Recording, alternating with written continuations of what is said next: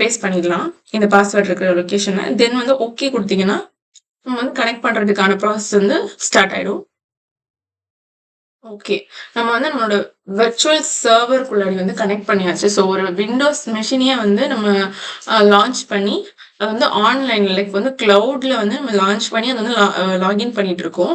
நம்மளோட நம்மளோட சிஸ்டம்ல இருந்து அந்த ஐபி அட்ரஸ வந்து நம்ம ரிமோட் டெஸ்க்டாப் மூலமா வந்து கனெக்ட் பண்ணி, நம்ம வந்து லாகின் பண்றதுக்கு ட்ரை பண்ணிட்டு இருக்கோம். ஸோ கொஞ்ச நேரம் வெயிட் பண்ணுவோம். இது லாகின் ஆயிட்டு இருக்கு. ஓகே. ஸோ இப்ப பார்த்தீங்கன்னா, நம்மளோட விண்டோஸ் மெஷின் வந்து லாகின் ஆயிடுச்சு. இது பார்த்தீங்கன்னா, நம்ம வந்து கிளவுட்ல ஒரு விண்டோஸ் மெஷின லான்ச் பண்ணி, அந்த விண்டோஸ் மெஷின நம்ம வந்து லாகின் பண்ணி பார்த்துட்டு இருக்கோம்.